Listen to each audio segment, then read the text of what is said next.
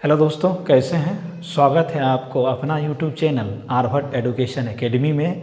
मैं रोहित कुमार। हम लोग पिछले वीडियो में ट्रिग्नोमेट्री का टोटल सेशन चल रहा था।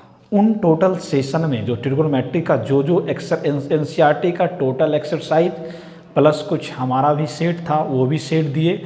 अब हाइट एंड डिस्टेंस हम लोग चालू कर रहे हैं और इससे एक क्वेश्चन 4 नंबर में अवश्य आएगा। ठीक है, तो जो पिछला जो वीडियो जो हम लोगों का ट्रिग्नोमेट्री का था उसका पीडीएफ हम लोग प्रोवाइड कर रहे हैं। इस वीडियो के डिस्क्रिप्शन में जाइए और डिस्क्रिप्शन में आप उसको डाउनलोड करके बनाइए और किसी भी प्रकार का कोई भी प्रॉब्लम हो तो आप उस क्वेश्चन का नंबर बोलिए और हम उसको सॉल्व करके आप लोगों को पुनः दूंगा। ठीक है, तो आज हम लोग चलते हैं एक नए चैप्टर, जिन चैप्टरों से एक क्वेश्चन कम से कम 4 नंबर, ऐसे तो मेरा अनुमान है कि 5 से 6 नंबर आती है, इससे कम से कम 6 या 7 नंबर, क्योंकि ऑब्जेक्टिव में 2 क्वेश्चन और लॉन्ग 1 क्वेश्चन, तो 2 ऑब्जेक्टिव लॉन्ग 4 2 6, यानी तकरीबन आपको इस एक्सरसाइज से 6 नंबर का क्वेश्चन आएगा। कितना मार्क्स का? 6 मार्क्स। ध्यान रखिएगा, इस एक्सरसाइज से आपको 6 मार्क्स का 6 नंबर का क्वेश्चन बोर्ड एग्जामिनेशन में आएगा। ठीक है, तो उस बोर्ड जो आएगा उससे पहले हम लोग ये आज जानेंगे कि आखिर ऊंचाई और दूरी का उपयोग कहाँ कहाँ करते हैं। थोड़ा सा समझ लीजिए। देखिए, हाइट एंड डिस्टेंस। हाइट मतलब कोई इमारत है तो उस इमारत की कितनी ऊंचाई है, तो वही हमारा हाइट हुआ। दूरी, कोई वस्तु से कितना दूर है। ठीक है, दूरी हमेशा पॉजिटिव होता है, तो दूरी जैसे कोई इमारत है, उस इमारत से हम लोग 10 मीटर की दूरी पर हैं तो कहेंगे कि इमारत के शीर्ष और श्रोता के आँख के बीच बने कोण का मान ज्ञात करना है, तो हमें हाइट एंड डिस्टेंस का उपयोग करना पड़ेगा। जितने भी आप ओवर ब्रिज देख रहे हैं, सारे ओवर ब्रिज, सारे फ्लाई ओवर, इन जितना भी चीज़ है, इन सभी में आपको हाइट एंड डिस्टेंस का उपयोग किया जाता है। हाइट एंड डिस्टेंस का उपयोग होता है। ये था हाइट एंड डिस्टेंस का उपयोग, यूज। कुछ इसका डिमेरिट्स भी है, जैसे अगर एंगल, सही एंगल से हम लोग उसको सिचुएट नहीं करेंगे कोई भी टावर को, तो वह टावर क्या हो जाएगा, गिर जाएगा, दूसरे साइड चला जाएगा।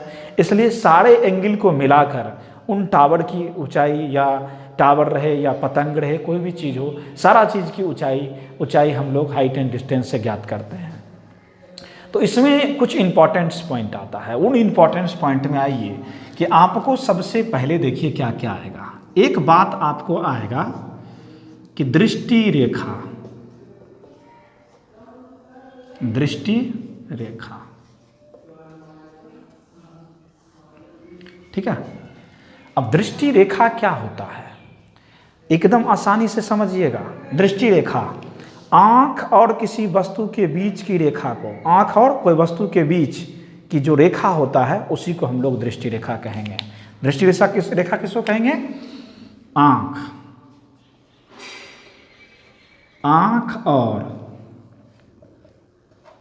आंख और किसी वस्तु के बीच की रेखा को, ठीक है, आंख और किसी वस्तु के बीच की रेखा को क्या कहेंगे? दृष्टि रेखा।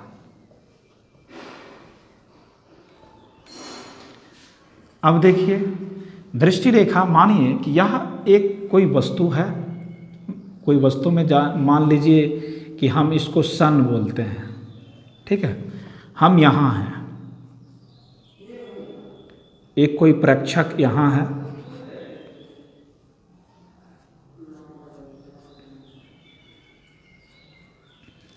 ठीक है।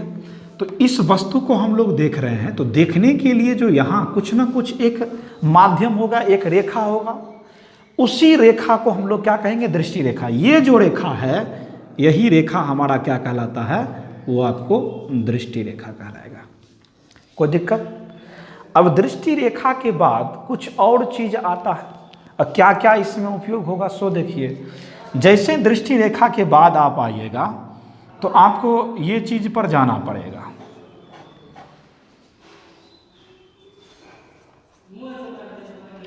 उन्नयन कोण,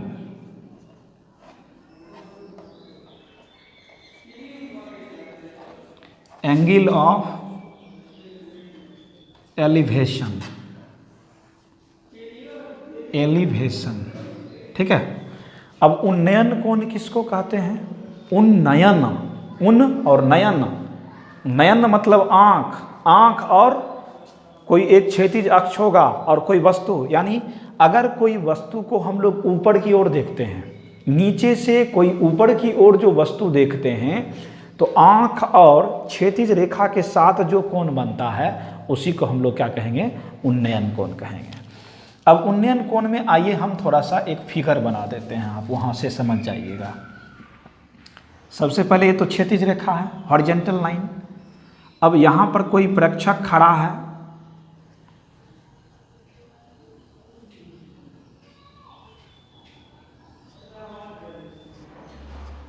ये प्रेक्षक है। अब उसके बाद यहाँ जो है ये कोई वस्तु है। सबसे पहले बतलाए थे कि आँख और इसके साथ जो देखेगा, ठीक है, आँख और किसी वस्तु के बीच जो रेखा रहती है उसको कहते हैं दृष्टि रेखा। क्या कहते हैं? दृष्टि रेखा। ये हो गया आपको क्षैतिज रेखा। तो दृष्टि रेखा, अगर कोई वस्तु नीचे से ऊपर की ओर देखेंगे, याद रखिएगा, नीचे से ऊपर की ओर देखेंगे तो आपको क्षैतिज रेखा और दृष्टि रेखा के बीच जो कोण बनेगा उसको हम लोग उन्नयन कोण कहते हैं। उसको क्या बोलेंगे? उन्नयन। उसको क्या बोलेंगे? उन्नयन कोण। क्या बोलना है उसको? उन्नयन कोण। अब देखिए इसका परिभाषा देखिए। जब किसी वस्तु को नीचे से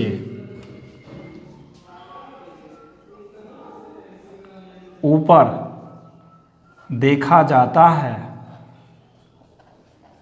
तब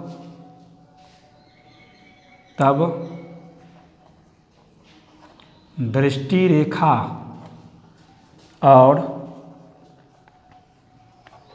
रेखा और क्षैतिज रेखा के बीच जो कोण बनता है उसे उन्नयन कोण कहते हैं। अब उन्नयन कोण किसको कहेंगे? सिंपल सी बात है। उन्नयन कोण में हमने क्या बोला कि जब किसी वस्तु को नीचे से ऊपर देखना है, जब किसी वस्तु को नीचे से ऊपर की ओर देखते हैं, जब किसी वस्तु को नीचे से हम ऊपर की ओर देखेंगे तो इस देखिए, हम जिस जमीन पर खड़ा है वो भी क्षैतिज है और आँख के सामने भी एक क्षैतिज रेखा बन रहा है, तो इस तरह से बनेगा। और उससे ऊपर हम लोग कोई वस्तु है रखा हुआ तो देखेंगे तो सिर को ऊपर उठाना पड़ेगा, तो क्षैतिज और जो दृष्टि रेखा उसको देख रहे, इसके बीच जो कोण बनेगा वही हमको क्या कहलाएगा? उन्नयन कोण कहलाएगा। अब देखिए उन्नयन कोण के बारे में यहाँ बताया कि ये कोई वस्तु है, ये प्रेक्षक है, ये क्षैतिज रेखा है। अब हम लोग यहाँ से देख रहे हैं, देखिए ये आदमी यहाँ पर खड़ा है, जिस सड़क पे खड़ा हुआ है वो भी क्षैतिज अक्ष है, तो ये भी उसके समांतर ही होगा, तो इसके बीच जो कोण बनेगा वही हमको क्या कहलाएगा? उन्नयन कोण कहलाएगा। बोलिए उन्नयन कोण में किसी को दिक्कत नहीं। अब अगला है अवनमन कोण। दूसरा है कि अवनमन कोण किसको कहते हैं? अवनमन कोण,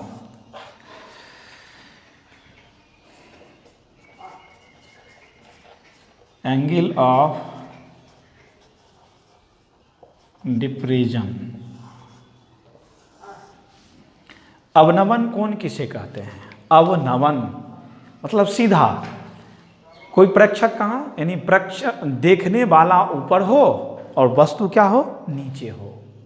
देखने वाला क्या हो, ऊपर हो और वस्तु क्या हो, नीचे हो। प्रेक्षक ऊपर, वस्तु नीचे, और उसके बीच जो कोण बनेगा वही हमको क्या कहलाएगा, वही हमें अवनमन, वहाँ पर जो कोण बनता है उसको अवनमन कोण कहते हैं। थोड़ा सा इसका सबसे पहले परिभाषा हम लोग लिख देते हैं, उसके बाद ये बतलाया जाएगा। जब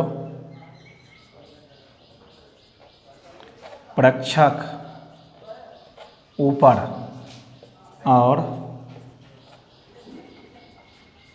वस्तु नीचे हो तो प्रेक्षक के आँख और दृष्टि रेखा, तो प्रेक्षक के आँख और दृष्टि रेखा के बीच, प्रेक्षक के आँख और क्षैतिज रेखा, प्रेक्षक के आँख और क्षैतिज रेखा के बीच बने कोण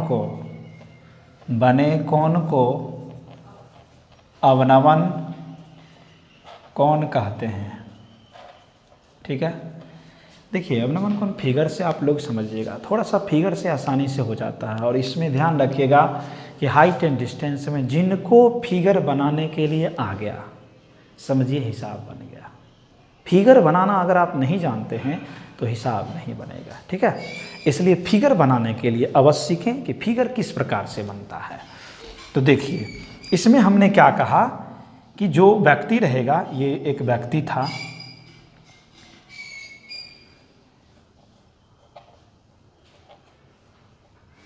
ये व्यक्ति है जो कि मानिए कि एरोप्लेन के अंदर है।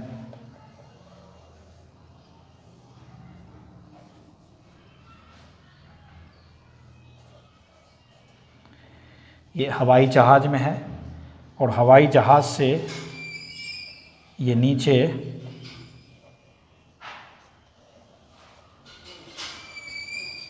किसी वस्तु को देख रहा है।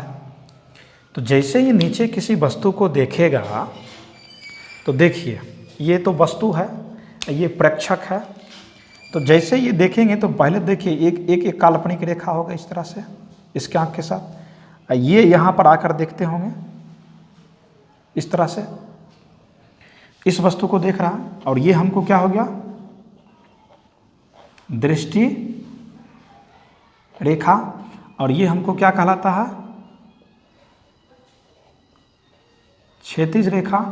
तो जब प्रेक्षक ऊपर हो और वस्तु नीचे हो तो प्रेक्षक के आँख यानी दृष्टि रेखा और क्षैतिज रेखा के बीच जो कोण बनता है उसी को हम लोग क्या कहते हैं, उन्नयन कोण। और θ2 जो है वो आपको क्या हो गया, θ2 जो है वो अवनमन कोण हो गया। कौन सा कोण, अवनमन।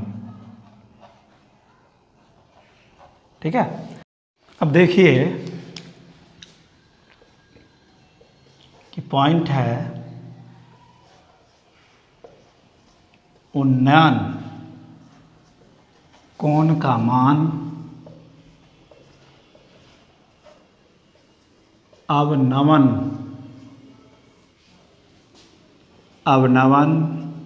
कोण के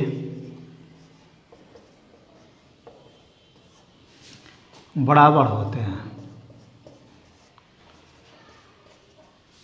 देखिए पॉइंट बिल्कुल आसान है कि उन्नयन कोण का मान जो है वो अवनमन कोण के बराबर होता है। अब देखिए कैसे उन्नयन और कैसे अवनमन होगा, तो आप इसको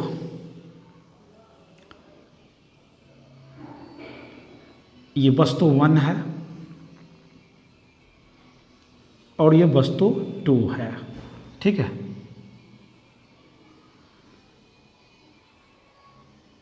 ये तो रेखा पहले जाएंगे ही,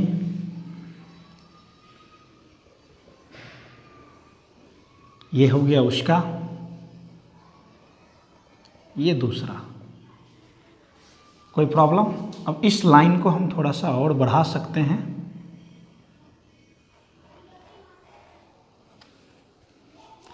और ये इस तरह से जैसे हम लोग देख रहे हैं,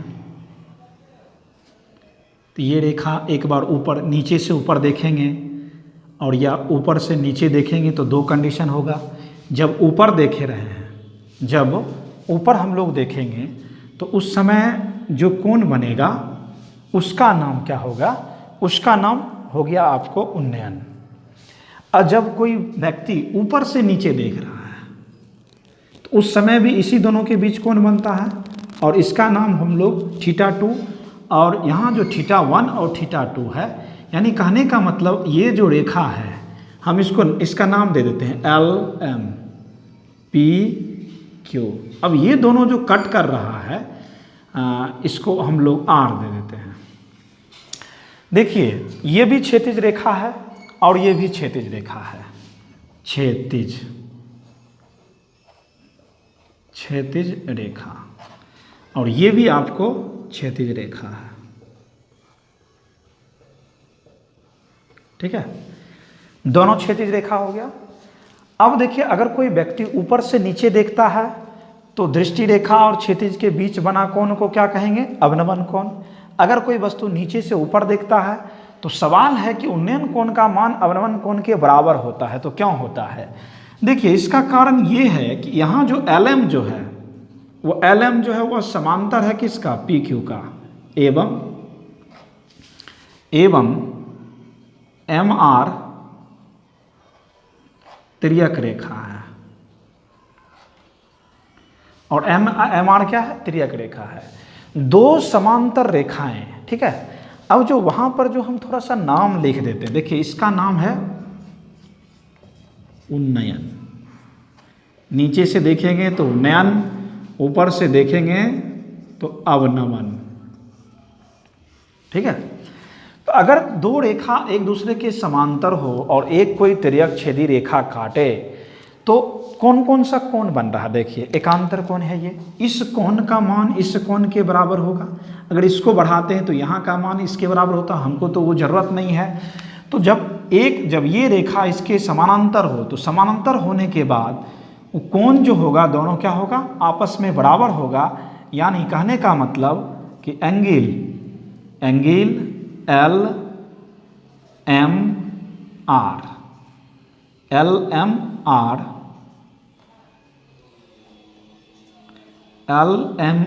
इक्वल टू एंगल QRM।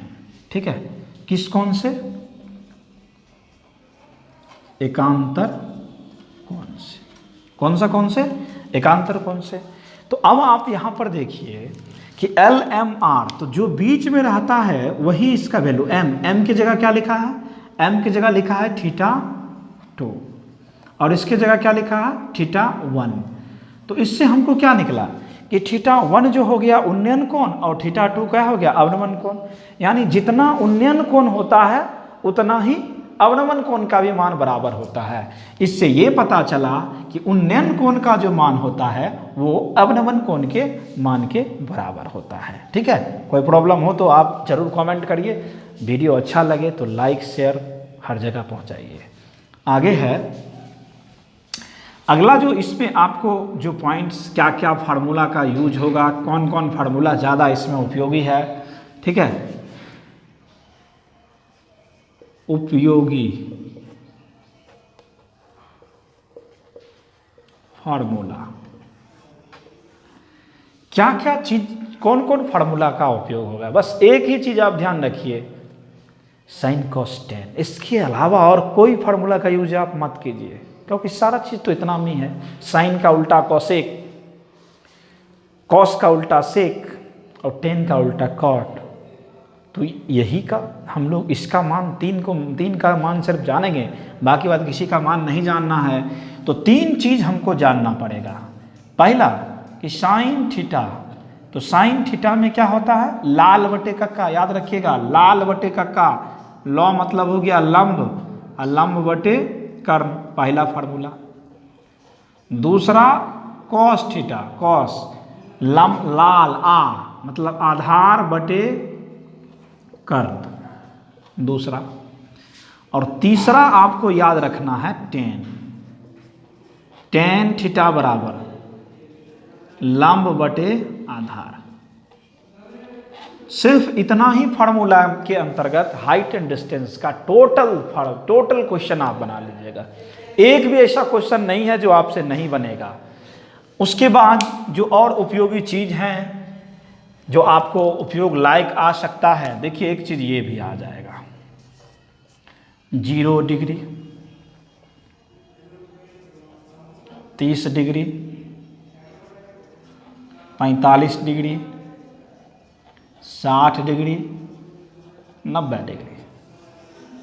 जो इस चैप्टर से रिलेटेड है, मैं उस चैप्टर के अंतर्गत जितनी भी बात आती है हम सारे बात को बतलाने का प्रयास कर रहा हूं। अब देखिए, मैंने कहा कि 3 चीज़ ही आपको यहाँ पर जानना है। ये थीटा हो गया, जैसे साइन थीटा पहला, कॉस थीटा दूसरा, और तीसरा क्या है, टेन थीटा। और इन सारे चीज़ों में आप देखिए आसानी से आप समझिएगा, धरफराने की कोई ज़रूरत नहीं है। मान आप पिछले, अगर आपको अभी भी मान नहीं याद है तो हमारा ट्रिग्नोमेट्री का टोटल वीडियो आप देखें, ज़रूर सारा मान आपको याद हो जाएगा। देखिए हमने आपको वहाँ पर भी सिखाया, एक बार पुनः मैं सिखा रहा हूँ। ये 0 था तो इसको 0 1 2 3 4, अगर इसका मान निकालना है तो हमने सिखाया था कि सभी में 4 से भाग देकर रूट अंडर करना है। तो 0 में 4 से भाग देंगे तो 0 का वर्गमूल कितना हो गया, 0। 1 में 4 से भाग देंगे मतलब 1/4, उसका आप जब वर्गमूल निकालिएगा तो 1/2 हो जाएगा। उसके बाद 2/4, तो 2 काट दीजिए 2, 1 का वर्गमूल 1 यानी इसका मान 1/2। तीसरा है कि 3 का तो वर्गमूल नहीं निकलेगा, 3√3, और 4 का वर्गमूल कितना होता है, 2। 4 में 4 से भाग देंगे कट जाएगा 1। अब उसके बाद कॉस जो होता है इसी का रेसिप्रोकल होता है, मतलब उसको उल्टा कर पीछे से 0 √3/2 1/√2 1/2 और 0। अब तीसरा जो है हमारा, तीसरा देखिए हमारा क्या है, तीसरा जो है वो 10 है, और टेन थीटा इक्वल टू कुछ नहीं, यहां पर ध्यान रखिएगा, tan theta equal to sine बटे कॉस थीटा। तो दोनों को क्या करना है, सिर्फ बटा कर देना है। दोनों को क्या करना, नहीं सॉरी, यहाँ पर 1 होगा, मिस्टेक, कितना हो गया यहाँ 1, उसके बाद √3/2 1/√2 1/2 और 0 बटा कीजिए। 0 में कोई संख्या से भाग देंगे 0, इसको इससे भाग देंगे तो जैसे ही भाग देंगे तो ये ऊपर चल जाएगा और नीचे रहेगा 1/√3। इसको भाग देंगे कट जाएगा 1, इसको जब भाग दीजिएगा तो 2 कट जाएगा, क्या बच जाएगा √3, और इसको जब आप भाग दीजिएगा तो इसका मतलब होता है इनफिनाइट अपरिभाषित रहेगा। ठीक है, तो ये था, ये जो है आप मान निकालने के लिए था। अब इसमें कुछ और बातें हैं जो आपको, आखिर हम उस क्वेश्चन को किस प्रकार से बनाएंगे, सबसे बड़ी सवाल होता है कि आखिर आप उस क्वेश्चन को किस प्रकार से सॉल्व करेंगे। तो अब हम लोग वो जानेंगे कि क्वेश्चन को कैसे बनाया जाता है। तो आगे थोड़ा सा जानकारी लेंगे कि हाइट एंड डिस्टेंस के प्रश्नों को हल करने की विधि आप कैसे हल करिएगा। तो आइए देखते हैं।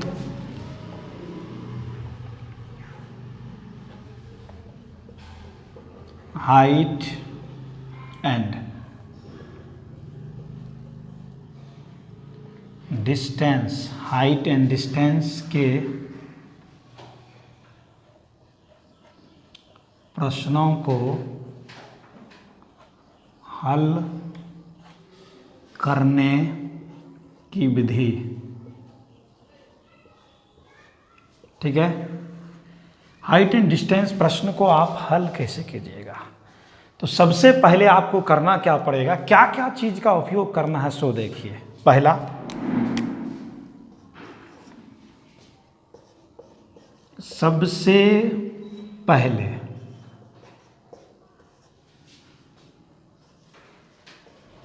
क्वेश्चन को बार बार पढ़ें और सही चित्र अंकित करें। ये सबसे इंपॉर्टेंट पॉइंट है। क्या पॉइंट है इंपॉर्टेंट? कि सबसे पहले क्वेश्चन को बार बार पढ़िए। आप क्वेश्चन जो दिया है उसको एकदम बार बार पढ़ना है। उसके बाद पढ़ें और सही चित्र अंकित करें। जो चित्र जो बनेगा, अगर आप सही चित्र बना लेते हैं, इंपॉर्टेंट बात यही है कि अगर चित्र आपको सही बन गया तो समझिए कि आपका ट्रिग्नोमेट्री का क्वेश्चन सॉल्व, ये हाइट एंड डिस्टेंस का क्वेश्चन सॉल्व हो गया। दूसरा,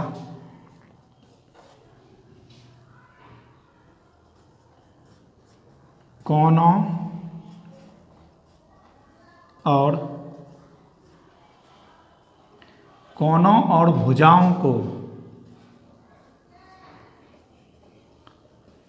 अंकित करें। यानी जो मान दिया रहेगा वह कौन होगा, भुजा होगा, उसको अंकित करना है। तीसरा,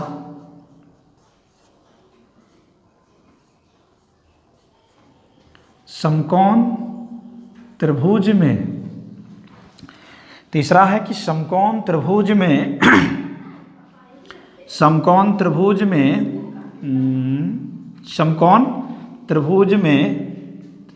त्रिभुज को पहचाने और फिर समीकरण बनावे। चौथा बात जो आपको ध्यान रखना है,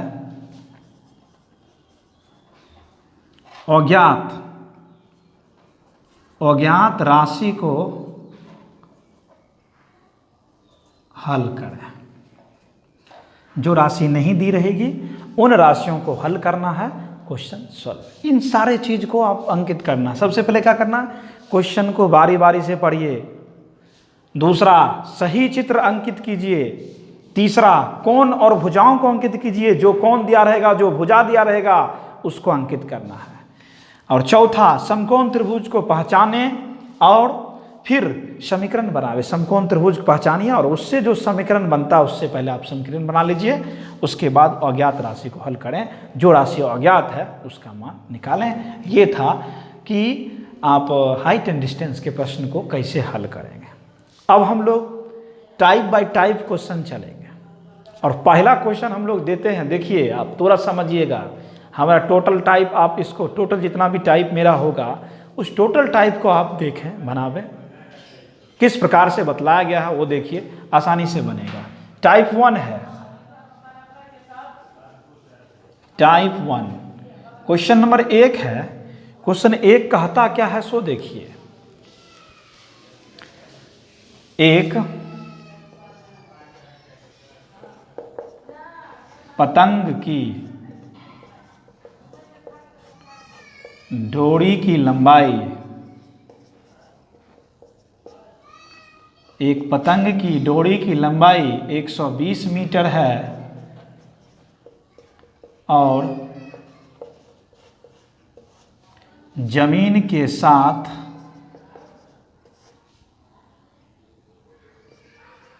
30 डिग्री का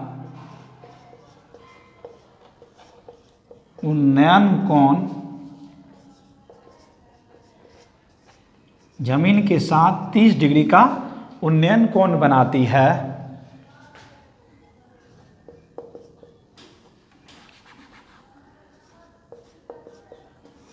पतंग की ऊंचाई ज्ञात करें। ठीक है। अब देखिए, इसमें एक पॉइंट हम लोग थोड़ा सा मिस्टेक से भूल गए होंगे, कोई बात नहीं है। देखिए चौथा पॉइंट आपको क्या हमेशा ध्यान रखना है, हमेशा, ठीक है, हमेशा समकोण त्रिभुज का निर्माण करें। एनी टाइम आपको समकोण त्रिभुज ही बनाना है। अब ये क्वेश्चन है, देखिए उसको, क्वेश्चन को पढ़िए, एकदम आसानी से बनेगा ही। लिखा एक पतंग की डोरी की लंबाई, याद कीजिए बचपन में जब आप पतंग उड़ाते होंगे तो कैसे उड़ाते होंगे, ध्यान डाल लगाइए, इस तरह से उड़ाते हैं, डोरी सीधा सीधी रहता है। तो जैसे हम पतंग उड़ा रहे हैं, अकॉर्डिंग टू मेरा ये पतंग है, ये पतंग है, ठीक है, ये पतंग है, और इस पतंग को कोई व्यक्ति उड़ा रहा है, तो वह व्यक्ति कहाँ होगा, सबसे पहले जमीन पर होगा। वह व्यक्ति जमीन पर खड़ा है, ये जमीन है। अब जब जमीन जो है, ये कह रहा है कि एक पतंग की डोरी की लंबाई ज्ञात करिए, तो जमीन पर खड़ा हुआ है, तो पतंग जहां उसका आंख है, आंख से कुछ यहां तो देखिए कुछ ना कुछ तो ऊंचाई होगा, पतंग यहां, पतंग की ये ऊंचाई हुआ, ये नहीं की ऊंचाई ये, और यहां से ये तो इसका डोरी है, डोरी है। तो कोई व्यक्ति पतंग उड़ा रहा है तो नीचे से ऊपर देख रहा है, तो नीचे से ऊपर देख रहा, तो उस स्थिति में कौन सा कोण बन रहा, उन्नयन कोण। अब आप क्वेश्चन को पढ़िए, एक पतंग की डोरी की लंबाई 120 मीटर, ये देखिए किस त्रिभुज का निर्माण हो गया। अब इसको थोड़ा सा एकदम राइट बना लीजिए, ये ए, अब बी, सी, एक समकोण त्रिभुज बन गया। अब इसमें क्वेश्चन में कह रहा कि पतंग की डोरी की लंबाई, ये मत कहिएगा कि सर डोरी कभी कभी हिलता डोलता है, अरे भाई उसको निगलेक्ट मान के चलना है, एकदम डोरी तना हुआ है। कैसा है, डोरी बिल्कुल तना हुआ है, विदाउट ढील दिए हुए डोरी है, ठीक है। तो ये जो डोरी है, ये डोरी, इस डोरी की जो लंबाई है, मतलब डोरी, ये डोरी क्या काम किया, एक कर्ण का काम कर रहा है। डोरी किसका काम कर रहा है, कर्ण का काम कर रहा है। तो कर्ण का जो वैल्यू है यहां पर आपको लिखा है 120 मीटर। एकदम दिमाग देखिए, एकदम तुरंत क्वेश्चन बनेगा, फिगर बनना चाहिए, एकदम बनेगा ही।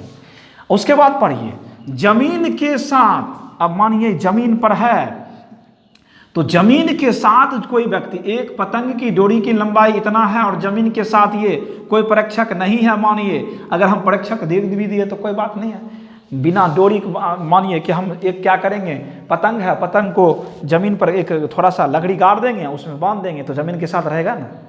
अब कोई व्यक्ति भी है तो कोई बात नहीं है, ठीक है। तो यहाँ जो उसके बाद देखिए, और जमीन के साथ 30 डिग्री का उन्नयन कोण, मैंने सिखाया था उन्नयन कोण हमेशा नीचे होता है, नीचे से जो ऊपर देखते हैं, तो यहाँ उसको कितना डिग्री बनाता है, 30 डिग्री। एक चीज़ ध्यान रखिए कि हमेशा दो चीज़ दिया रहेगा, तीसरा चीज़ निकालना है। दो चीज़ एनी टाइम दिया रहता है और तीसरा चीज़ आपको मालूम करना है। तो अब देखिए, जब हमें क्वेश्चन बस बन गया, यही कुछ नहीं है इसमें, एकदम सबसे आसान अगर आपको लगेगा तो यही चैप्टर लगेगा, मज़ा आएगा। देखिए ये हो गया, ये 30 डिग्री बन गया उन्नयन कोण, ये है। अब जब हमको इस कोण के लिए, देखिए याद रखिए कि इस कोण के लिए आधार यही, लंब ये और कर्ण यही होता है, कोई प्रॉब्लम नहीं।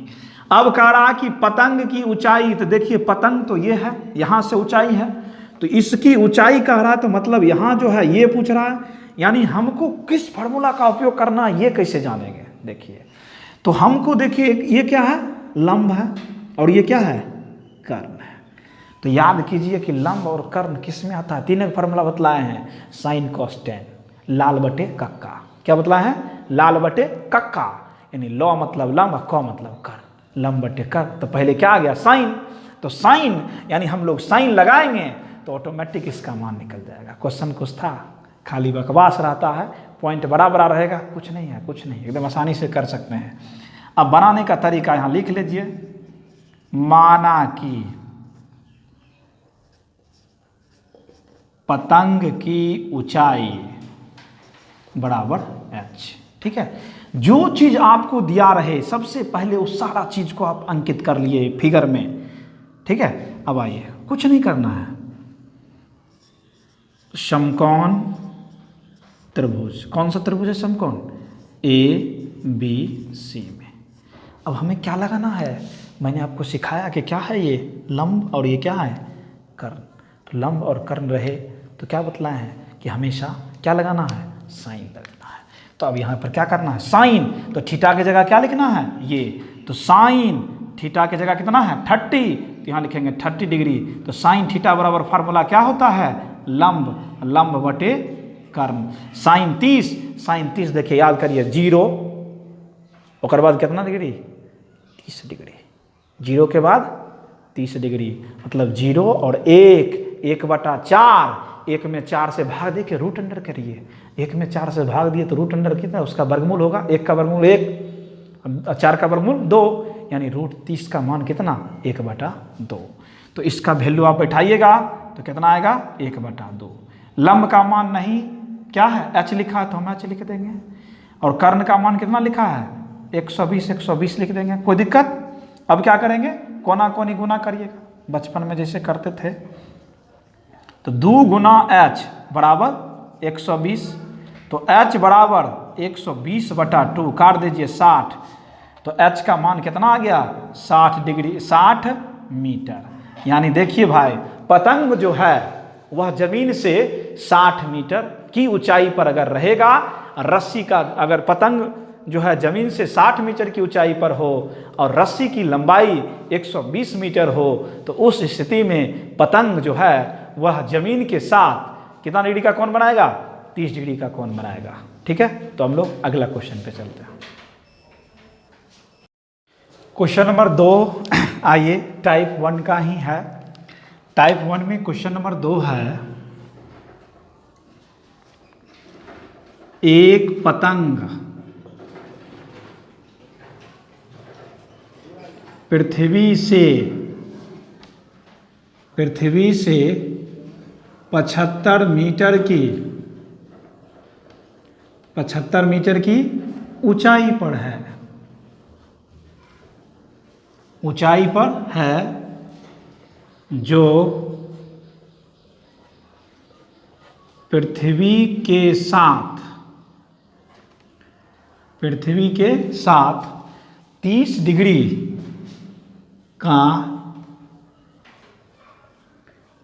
डिग्री का उन्नयन कोण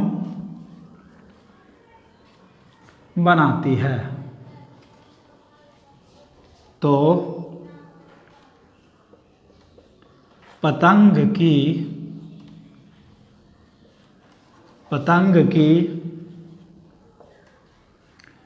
डोरी की लंबाई,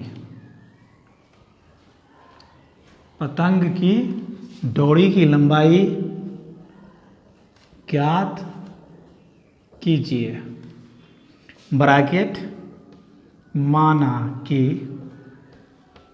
डोरी में कोई ढील नहीं है। ठीक है, क्वेश्चन पहले उसको क्वेश्चन को अच्छी तरह से समझिए। मैंने बार बार पहले ही लिखा है कि क्वेश्चन को बार बार पढ़ें। अब जो जो क्वेश्चन में कह रहा उसको अंडरलाइन करते जाइएगा। देखिए, कह रहा एक पतंग पृथ्वी से 75 मीटर की ऊंचाई पर है। तो ये हमारा पृथ्वी है, तो पृथ्वी ये है, और पृथ्वी से पतंग जो है वह क्या है,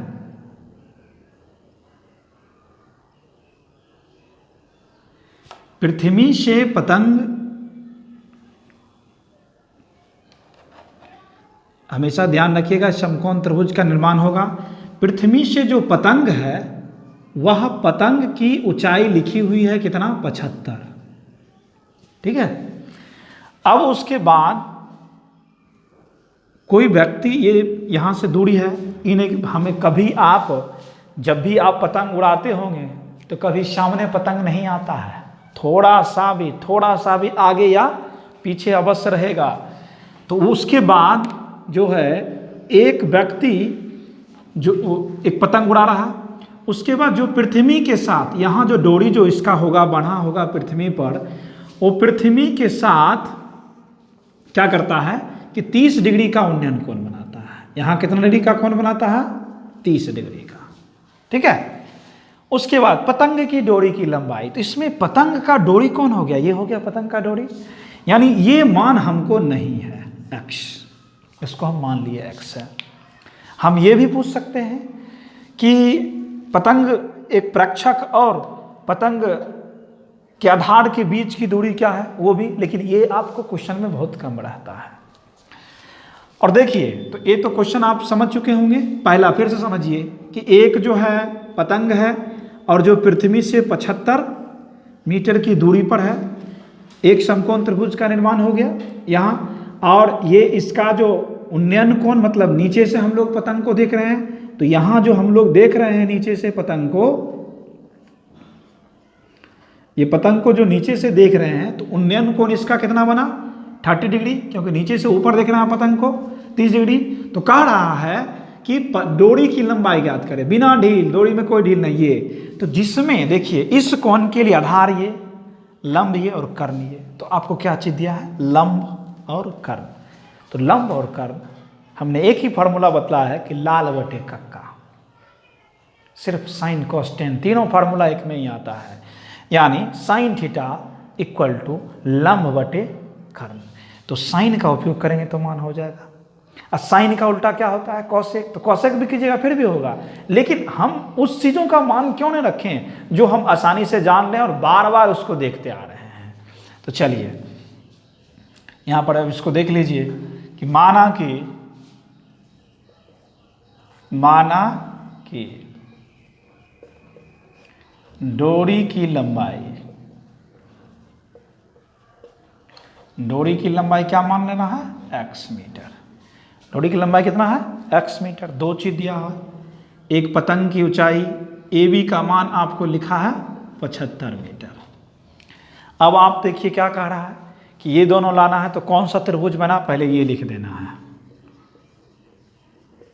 समकोण त्रिभुज ABC में। ठीक है।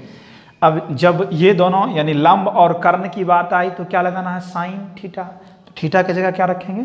30 डिग्री। तो आइए sine 30, sine theta equal to क्या होता है? लंब बटे कर्ण। तो साइन 30 का मान उस समय भी अगले क्वेश्चन में भी आया था, साइन 30 का मान 1/2। लंब का मान कितना है? 75, और कर्ण का मान कितना है? x। कोना कोनी गुना कीजिए, x बराबर 2 गुना 75, तो x इक्वल टू 75 दूनी 150, यानी पतंग की डोरी की जो लंबाई होगी वह कितना होगा? 150 होगा। यह हमारा हाइट एंड डिस्टेंस का टाइप 1 क्वेश्चन था। अब हम लोग अगले वीडियो में अगले वीडियो में टाइप 2, टाइप 3 और टाइप 4 यानी कुल मिलाकर 7 टाइप्स हम लोग देंगे। उन टोटल टाइप को जब आप बना लेंगे, देख लेंगे क्वेश्चन को, तो शायद NCERT या कोई भी बुक क्यों ना हो, सारा बुक का क्वेश्चन आसानी से बनेगा, आसानी से बना सकते हैं, आप आसानी से बना सकते हैं। उसके बाद अगर अभी तक हमारे चैनल को आप सब्सक्राइब नहीं किए हैं तो प्लीज़ आर्यभट्ट एजुकेशन एकेडमी को सब्सक्राइब करें, लाइक करें, शेयर करें, कमेंट करें, हर जगह फैलाइए। एक गांव से, एक कस्बा से लेकर एक राज्य तक जब हर व्यक्ति के पास जाएगा तो शायद एक गरीब से गरीब व्यक्ति भी आसानी से YouTube के माध्यम से, हमारा जो YouTube चैनल है आर्यभट्ट एजुकेशन के माध्यम से मुफ्त में हम लोग पढ़ाई की व्यवस्था किए हैं। धन्यवाद।